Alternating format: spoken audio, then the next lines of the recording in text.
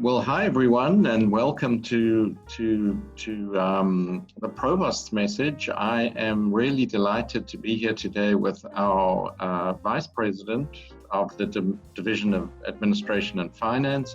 You all know him, Scott Apel, but he has agreed to come and speak with us about so many of the important things that he is in charge of, and making sure the campus is safe and well run, and all the good things that he does. So, of course, top of mind on most of our minds, I guess, is many things, but one of them is COVID-19. And how has it been for you, Scott, in the division and leading the university with all the COVID-19 changes? Well, Brian, as you know, I've been on campus for quite a few years now and have been involved in dealing with emergencies on campus. But this has been different than any other emergency we faced before. We've had pandemic threats before, but we've never had a lot of our functions being affected like this has done. Right. It's really had an impact on every area of the campus. And like just in my division, if you look at HR or facilities or finance or budget or even the police, it's had a profound impact on all those operations. And as it's had for our employees and our students as well.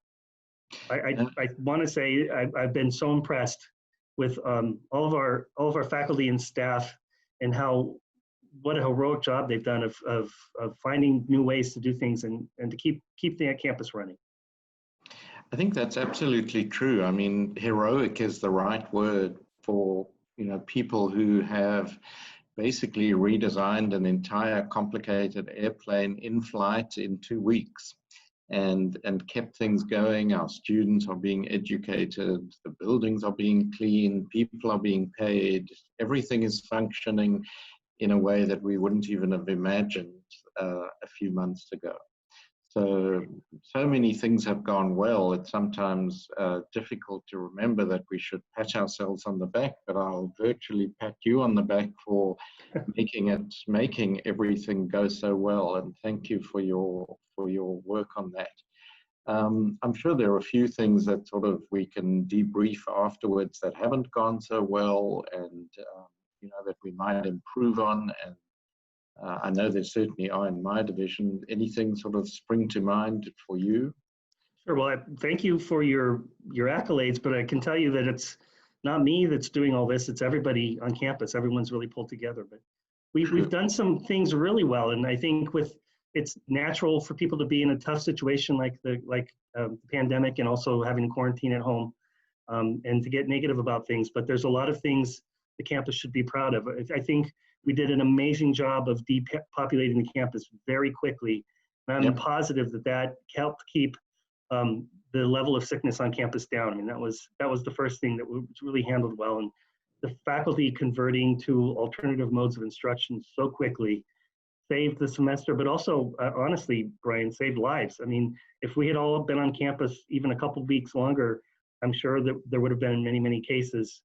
And that would have caused a lot of health issues for our faculty, staff, and students. Another thing we did well that a lot of people might not be aware of is we intentionally created a strategic stockpile of N95 masks and sanitizers and gloves.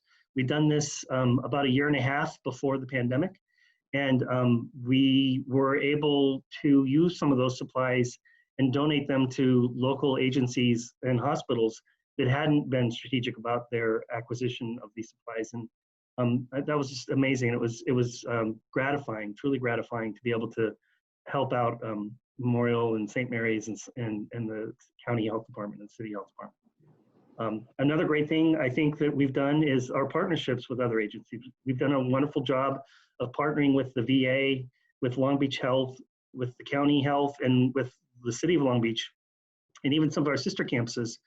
We've been able to share information. In some cases, we've been able to provide some services to help these organizations. And it's been wonderful to have colleagues outside of the campus to work with to help deal with the impacts of COVID.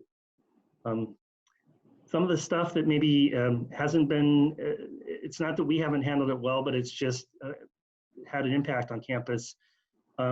Financially, our self-support operations have been profoundly impacted by COVID. Like the College of Professional and International Education, our parking department, the 49er shops, they've all had an incredible economic impact. And we're still trying to find a way to keep those operations going and to find a way to pay their debt service and keep them viable until we can get through this. The other big negative, I think, has been the state budget and, of course, the CSU budget, because we live off of such a large state appropriation. We're looking at a significant budget cut, and that's going to be a challenge. We've got to find a way to provide all the services and all the education we always do, but with significantly less money.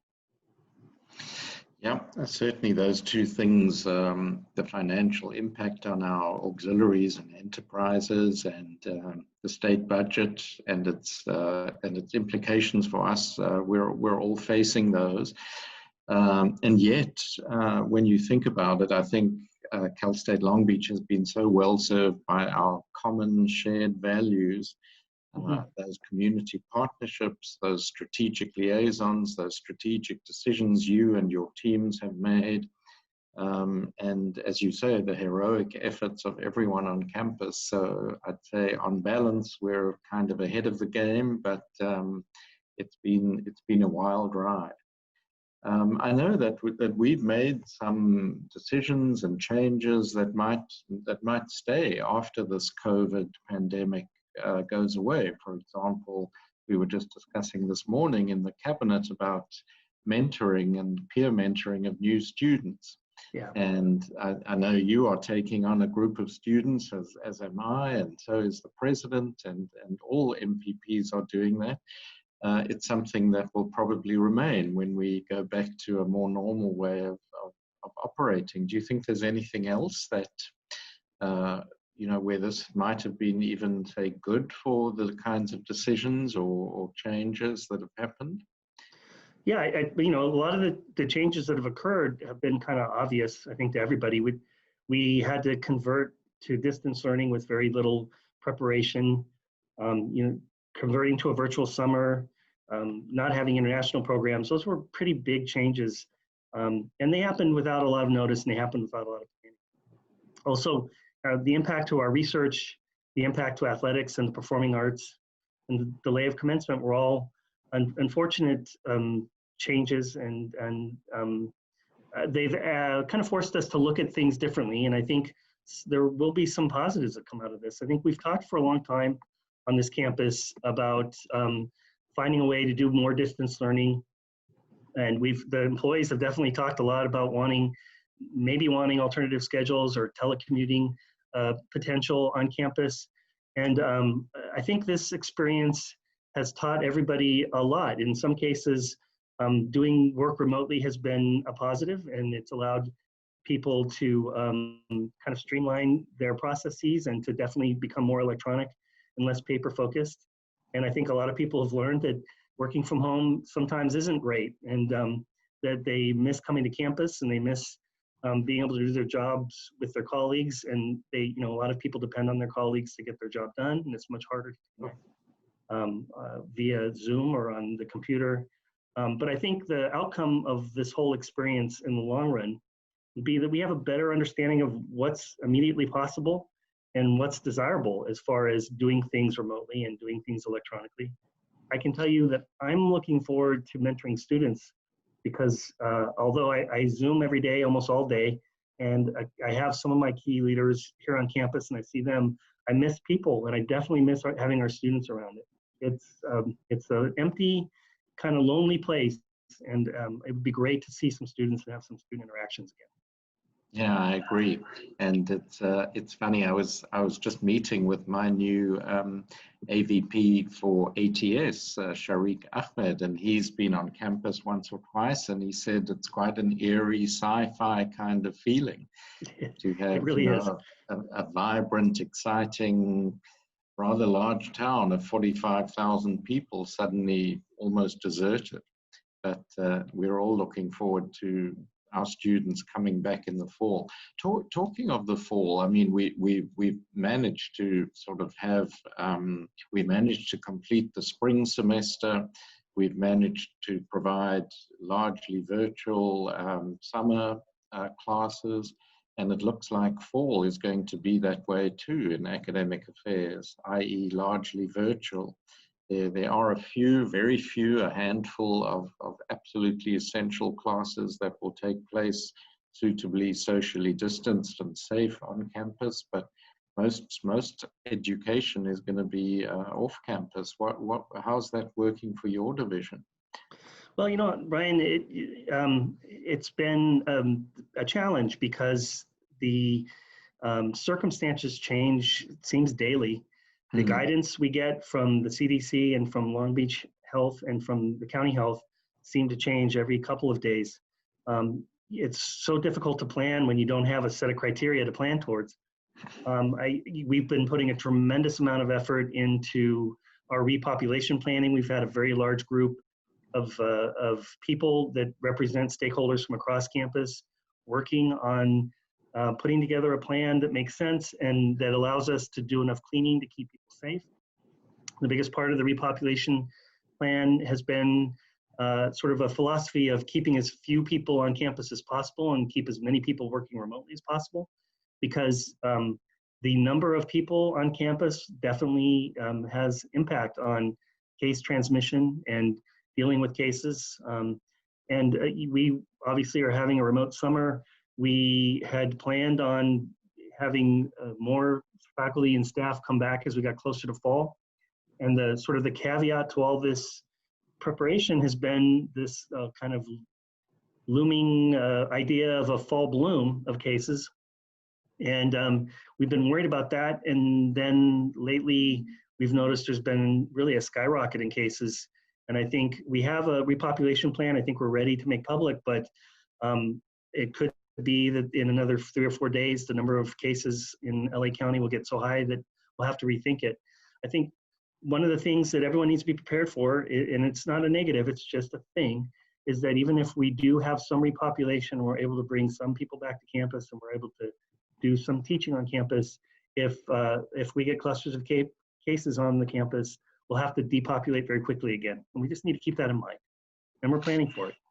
Absolutely. And just to sort of underline your point, I had been working with several of the deans to very cautiously reopen some of the essential research labs required by grants and other such things.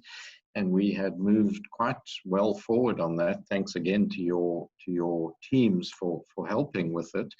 But as soon as we got this bump in cases that's just happened recently, we shut everything down again. And as you say, the paramount issue for the campus is the safety of all of us, and that comes first.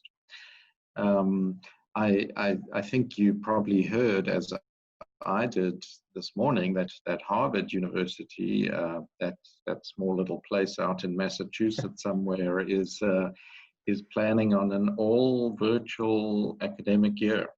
So that means fall and spring. And if Harvard is planning it, then presumably they know something, and it's becoming a possibility that our decision to make changes will last longer than just the fall. But in the meantime, what should we? How are you preparing psychologically or emotionally or physically for the fall? Well, I think it's largely common sense. I mean, the thing that's going to make this work for the fall is obviously to try to keep our population as low as possible.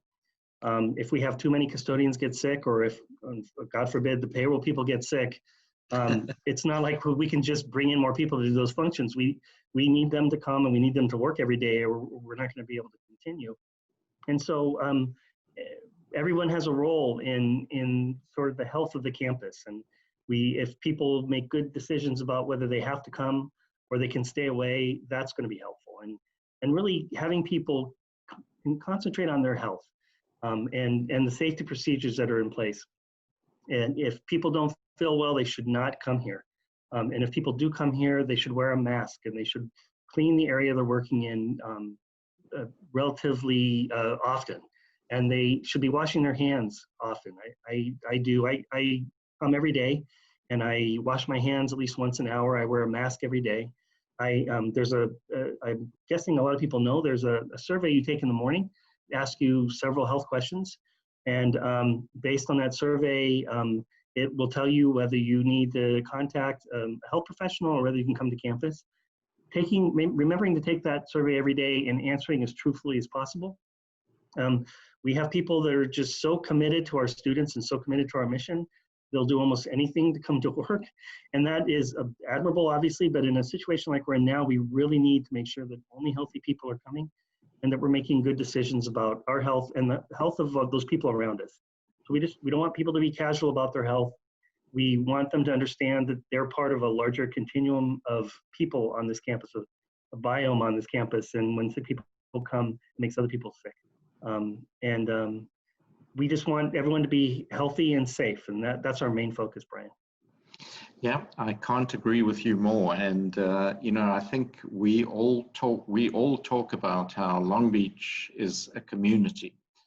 Cal State Long Beach is a community, and we are. And a community cares for its members. And every time I don't come in, I'm caring for the Long Beach community.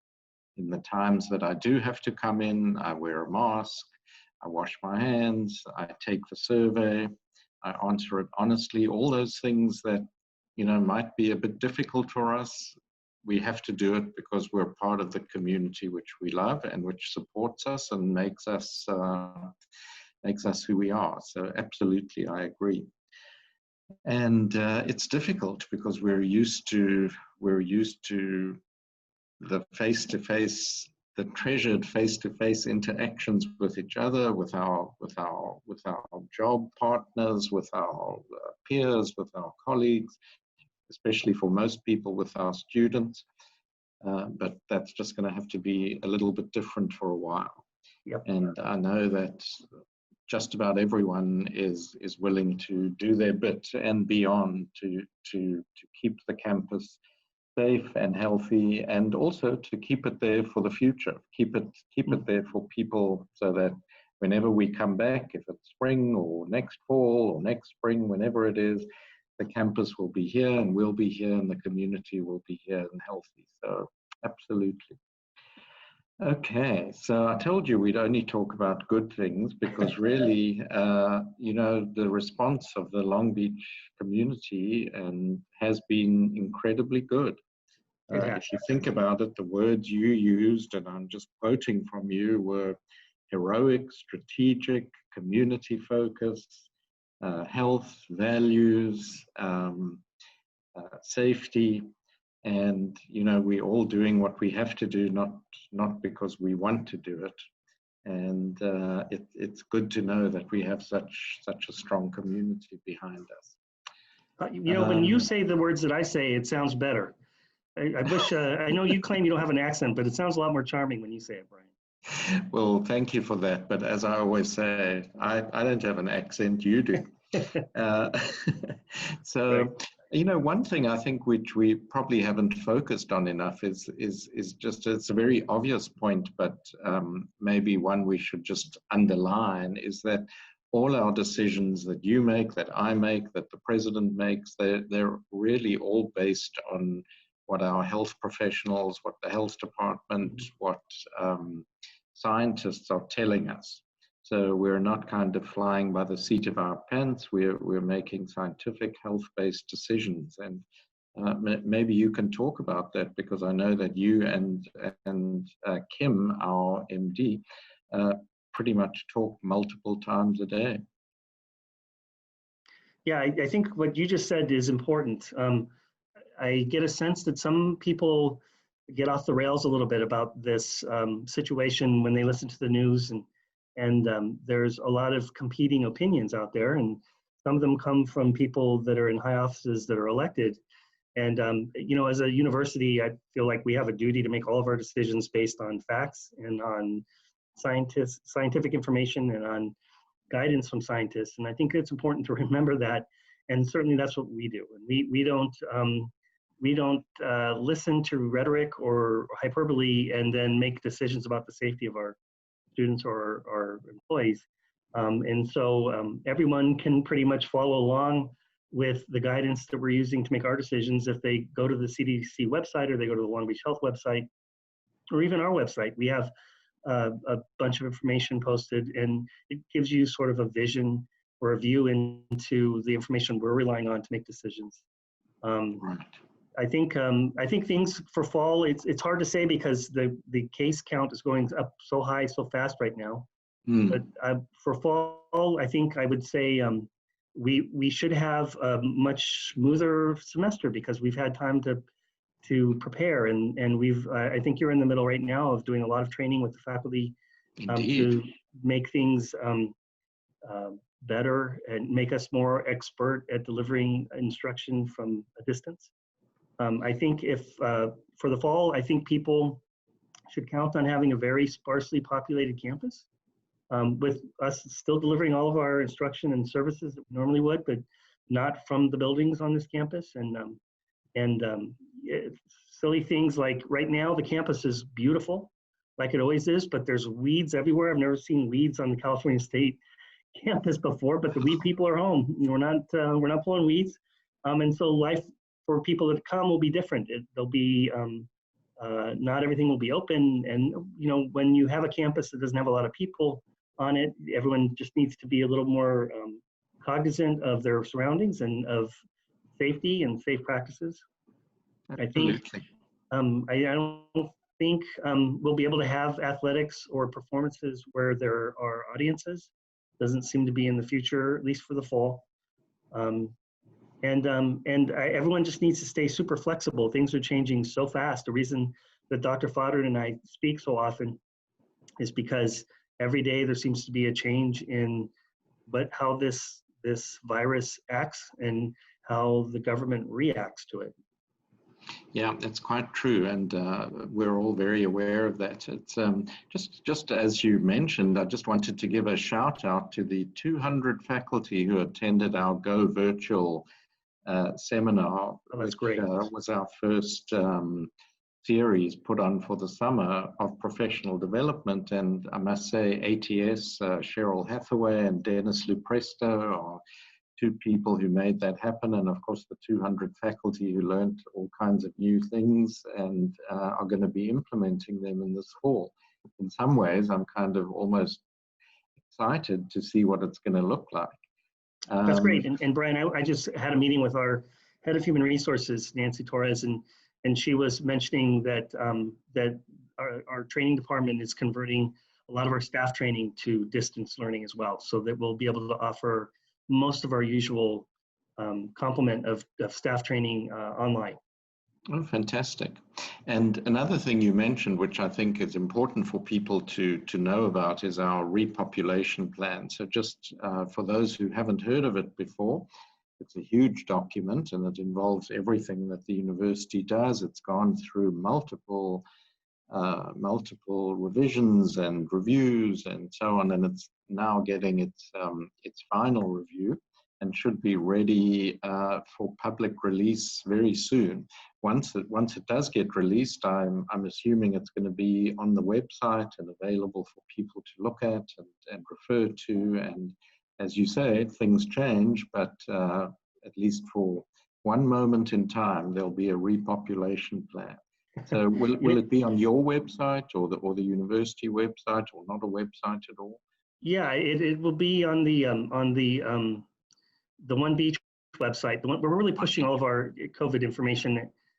It used to have a branding that had to do with COVID. Now I think it's One Beach, but I think it's important for people to remember, Brian, what you just said, is this is a living document. It's something that will be changing on a consistent basis, and people that are interested should keep an eye on it, not just read it once, but go back and see what's changing so they can be prepared and informed about what's happening. Yeah, absolutely. And of course, not only be informed, but contribute to it as they have the expertise to do that. So great point. We'll look forward to that. So Anyway, well, it's, I must say, I was hoping that our first sort of formal interview would be on something like, really thrilling and exciting, like, I don't know what, winning the lottery, getting lots more money from the state. But, in fact, this interview has been really thrilling and exciting just to think of how much we've done together as a community to make the university work and to make it flourish. And so it's been wonderful all the same. So thank you very much, Scott, for taking the time out of your incredibly busy day to come and chat to all the people who are listening. And we'll look forward to the next time. Fantastic. Thank you, Provost Jersky. Yeah, of course.